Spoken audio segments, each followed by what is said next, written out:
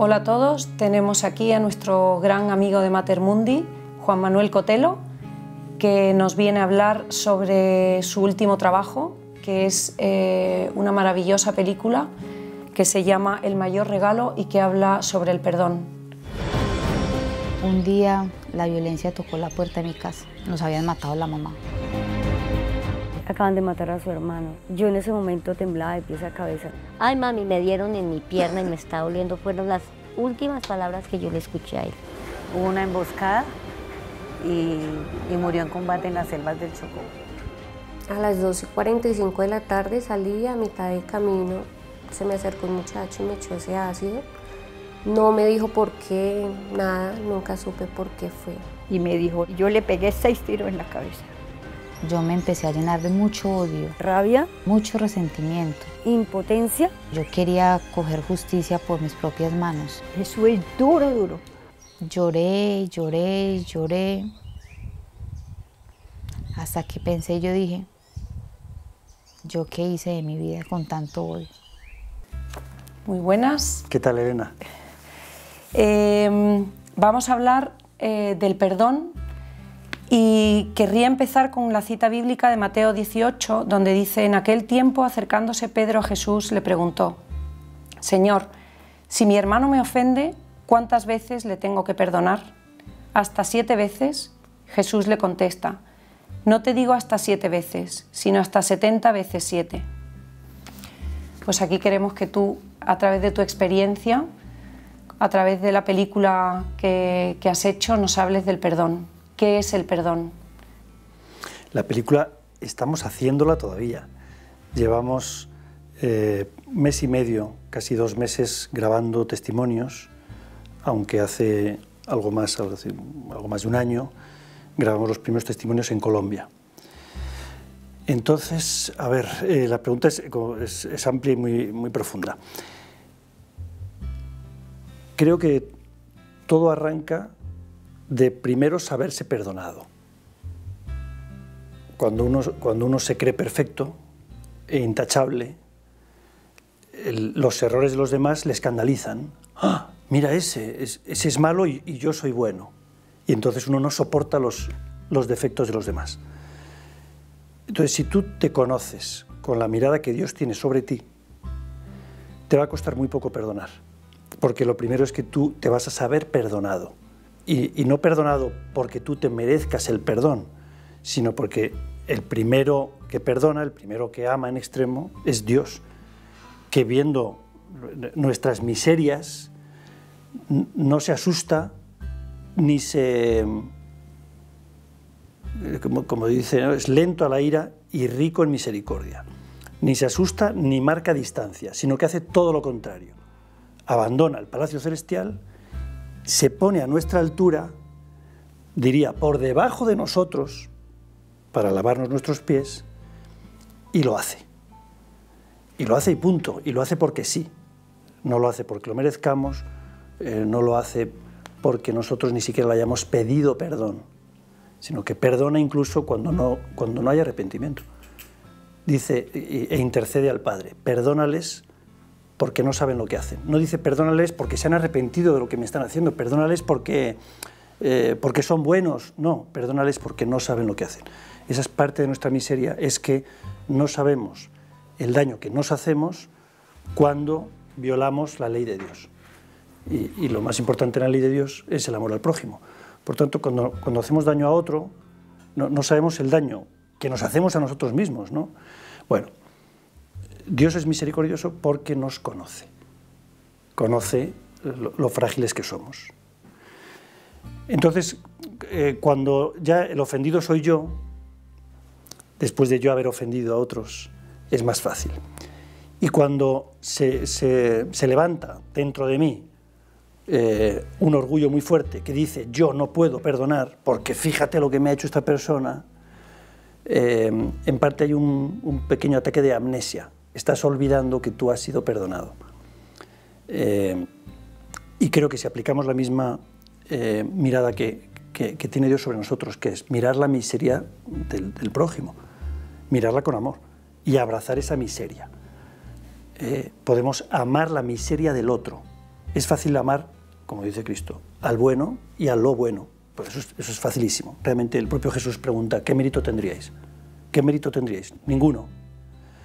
Pero amar la miseria del otro, amar los errores del otro, las limitaciones del otro, la fragilidad del otro, pues ya nos pone de tú a tú. Te puedo amar porque eres tan frágil como yo. Y lo mismo pasa con mis propias miserias. A veces es más difícil amar mi miseria que la del prójimo. Pero ¿cómo conseguimos llegar a ese perdón? A entender que realmente tenemos que perdonar porque hemos sido perdonados primero. Esto no va de entender. Esto va de amar. Tú puedes amar sin entender. Creo que todo el cristianismo podría estar patrocinado por una marca deportiva cuyo lema es Just do it. Simplemente hazlo. No lo pienses. Si te pones a pensar, a ver si perdono, a ver si no perdono, no lo vas a hacer. Si tú te pones a pensar, a ver si amo, no vas a amar. Porque el amor siempre exige sacrificio, siempre exige lucha, siempre exige esfuerzo, y la tendencia interna fuerte también es al egoísmo. Entonces, quien piensa pierde. Yo, si entiendo el perdón, voy a perdonar. Mi consejo sería, no pierdas tanto tiempo pensando. Just do it. Hazlo, perdona. Da un pasito, un acto de la voluntad. Aunque te repatee, aunque todo tu ser se revele diciendo, yo no quiero perdonar, ¿sabes qué? Hazlo. Y eso pasa con cualquier faceta del amor. Dices, es que yo no quiero ser generoso porque me cuesta mucho, porque compartir lo mío me cuesta. Hazlo. No esperes a entenderlo. Hazlo y comprueba en ti mismo, no en el otro, la eficacia de eso que has hecho sin entender. Y dirás, no lo comprendo, porque he hecho algo que me repulsaba y sin embargo funciona. Estoy mejor siendo generoso que siendo egoísta, aunque no lo comprendo. Y así con todo. Con todo lo que tiene que ver con el amor. Hazlo, no lo pienses tanto. Solo vine a entender el sufrimiento que causó esa organización que yo dirigí cuando tuve la primera oportunidad de sentarme frente a las víctimas y ver en sus expresiones todo ese dolor de unas heridas que serán incurables en el corazón de ellas.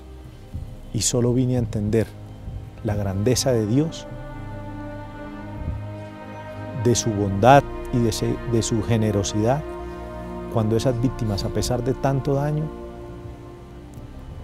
perdonaron.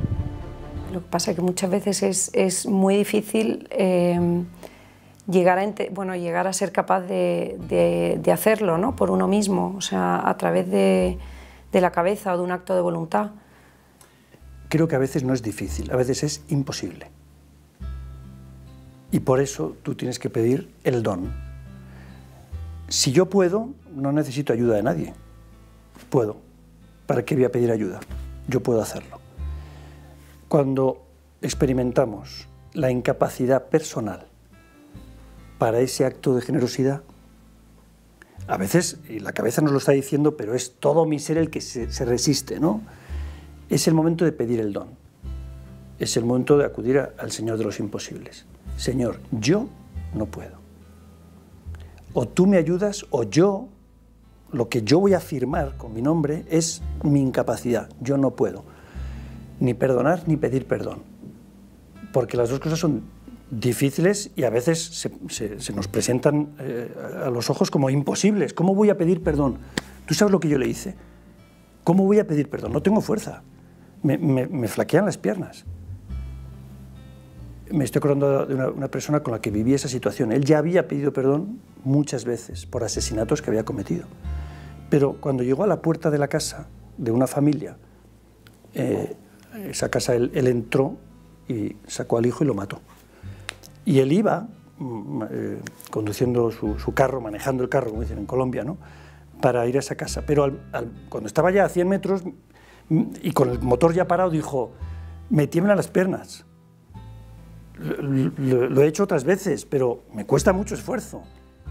Claro, porque no está aquí el problema. Aquí lo tenía todo resuelto. Sí, voy a pedir perdón, yo tengo que pedir perdón por lo que hice. El problema no está aquí, el problema es todo tu ser encuentra el freno. Vale, es el momento de pedir ayuda a Dios. Ayúdame. Y entonces vas a tener una fuerza que no tenías, que tú no puedes comprar. Lo mismo pasa cuando personas que tienen un freno muy grande, por ejemplo, para visitar a un enfermo, para entrar a un hospital, para ir a atender a gente que a lo mejor pues, hasta huele mal. Y tú dices, yo no puedo. Pide la fuerza. No intentes hacerlo como un héroe, no intentes ser héroe, no pasa nada porque no lo seas. Pide la fuerza y te vas a sorprender a ti mismo estando con esa persona que te desagrada, estando en unos olores que te provocan náusea, sonriendo delante de una persona que está enferma o triste, y dices, ¿y yo cómo he podido hacerlo? No, tú no has podido. Te ha sido dado el don que has pedido. ¿Por qué no nos cuentas algún ejemplo, ya que a través de la película que has hecho has vivido situaciones tan extremas, ¿no? de perdón relacionadas con la violencia y con asesinatos? Hubo un día muy concreto en el que estaba yo en Bogotá, en Colombia, y tuve una charla en un teatro con mucha gente. Y al terminar se me acercó un chico joven, muy grandote, apuesto, fuerte, y me dijo, mis jefes quieren hablar con usted. Ah, muy bien, ¿y quiénes son sus jefes? Y me dijo, ¿tiene usted internet? Bueno, buscamos una computadora y tecleó el nombre de uno de sus jefes.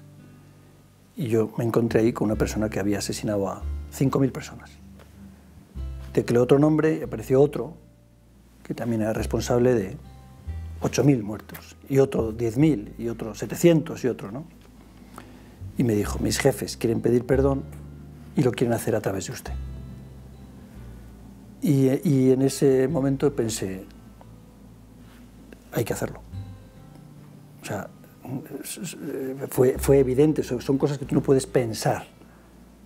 O sea, no tienes opción de decir, pues espérate, me lo voy a pensar a ver si lo hacemos o no. No, es un regalo del cielo y no hay que pensar demasiado para darse cuenta del bien que puede hacer contar estas historias. Entonces, viajé a Colombia, un viaje posterior, estuve con estas personas que estaban en la cárcel, que se habían entregado voluntariamente y habían puesto como condición para ir a la cárcel tener a Cristo en la cárcel con ellos. Entonces, una de las celdas tienen a Jesús en la Eucaristía. Tener un sacerdote con ellos y salir de la cárcel para pedir perdón una a una a sus víctimas. Y entonces estuve en la cárcel con ellos, vi que efectivamente eran personas con una humildad enorme, que habían hecho cosas terribles, muy malas, pero que estaban humillados, estaban arrepentidos y habían ido a pedir perdón a sus víctimas, ¿no?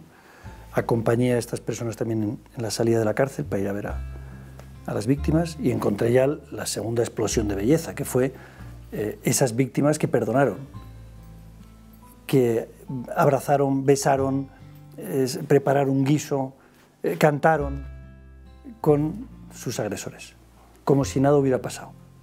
Realmente pensaba yo estando allí, digo, nunca he visto una manifestación más pura de cristianismo. O sea, si tienes que resumir el cristianismo en un acto, en un minuto, esto es el cristianismo, esto es Cristo, que te celebra un banquete cuando tú lo que mereces es otra cosa. Y yo he participado de ese banquete, en estos encuentros, literalmente un banquete. Estuvimos en una casa acompañando a la persona que disparó 7 tiros a uno al que no mató.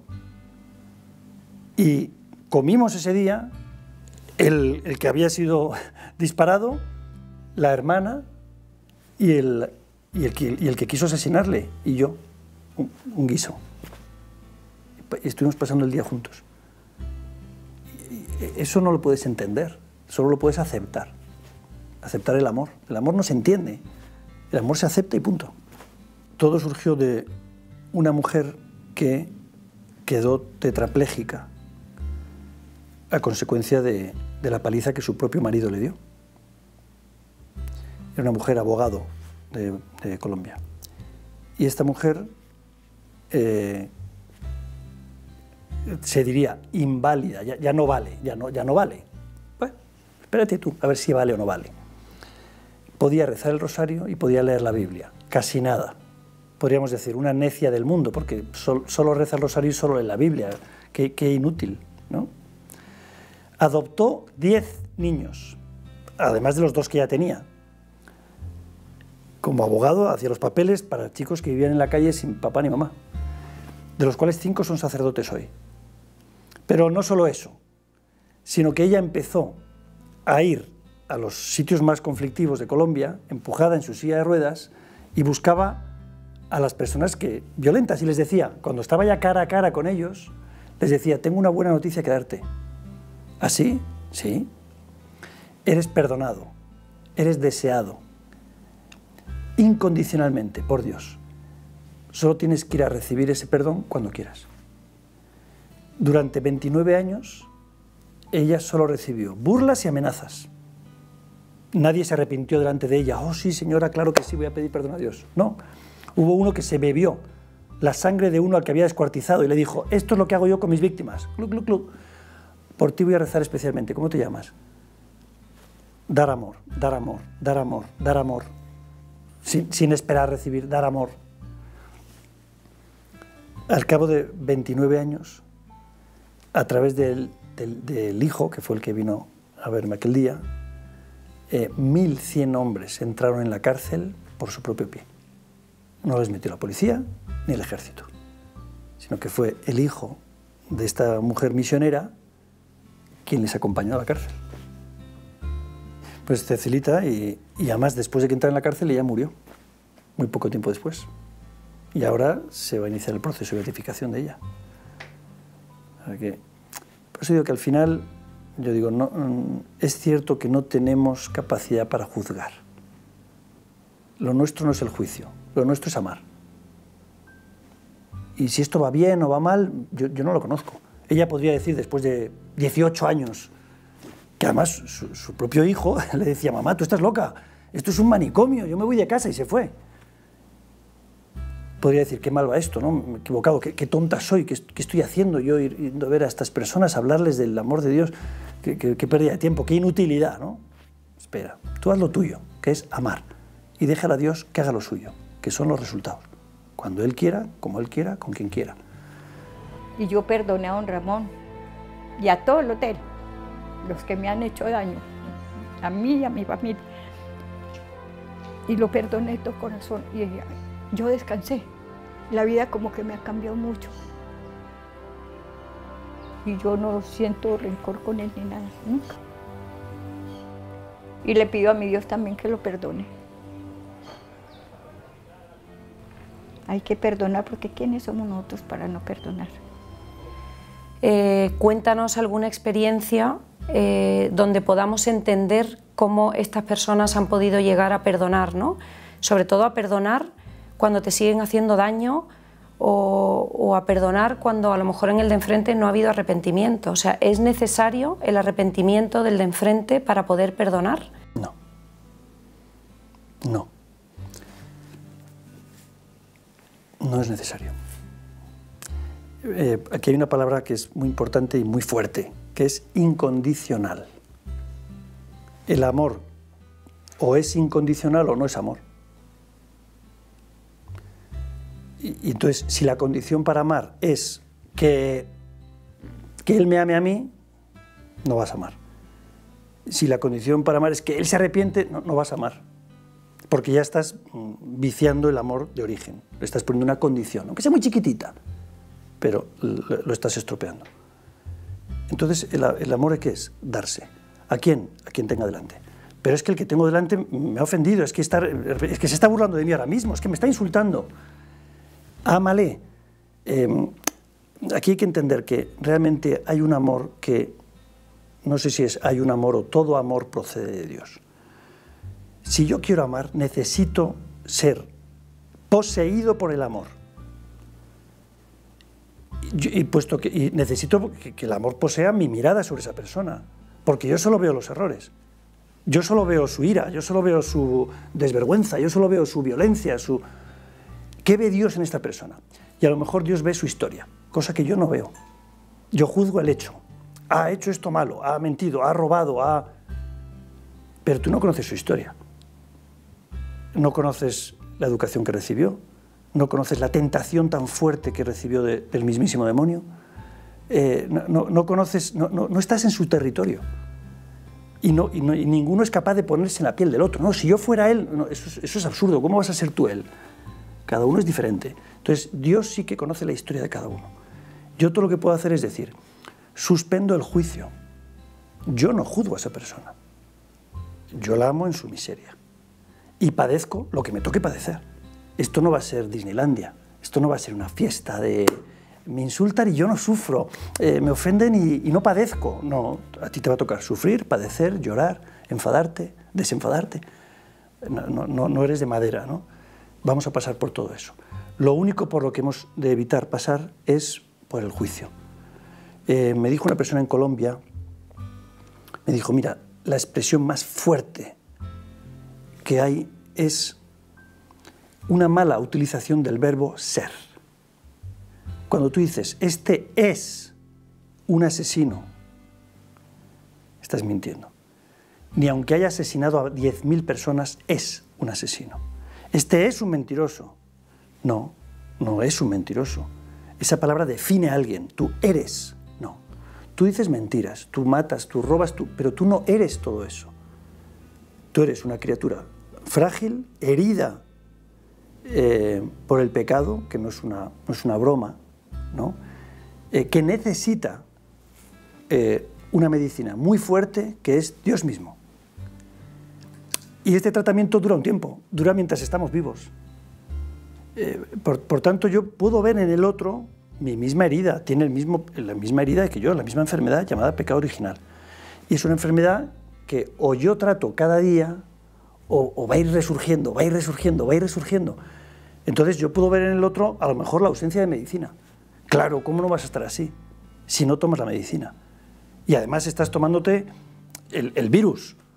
Tú te estás recibiendo el virus por tus papás que te han enseñado a llamarles imbécil, por tus compañeros de trabajo, por tu familia, por la televisión. Estás recibiendo tantos virus y no tienes protección que ¿cómo esperas salir puro de esto si no te tomas la medicina? Entonces, vuelvo a lo mismo, es intentar ser poseídos por el amor. Poseídos por el amor. De modo que mis pensamientos, que solo los ve Dios, mis gestos, mis palabras, sean de amor incondicional a quien se ponga delante. Cierto. Pues muchísimas gracias, Juan Manuel. Ha sido una maravilla de conversación. Pero me has engañado, no sé si te perdonarte, me has dicho que iban a ser 3 o 4 preguntas. Hemos estado... Es que era demasiado interesante para no seguir preguntando y que siguieras aportando información. Te perdonaré, de momento no me cuesta, pero lo voy a conseguir. Pues muchísimas gracias, ha sido la verdad es que una maravilla escucharte y bueno, y tomar nota de todo lo que has dicho, porque yo creo que hay demasiada información para retenerla aquí en 20 minutos, ¿no? Yo creo que luego Jesús coge la tijera y corta. Sí, hay que analizarla poco a poco. Muy bien, pues muchas gracias a vosotros. Los invito a que perdonen de corazón, pero que sea de corazón y con la ayuda de Dios todo se puede. Durante toda mi existencia no tendré alguna historia más bonita que contar o un regalo más bonito que contarle a alguien que lo que ustedes me dieron a mí.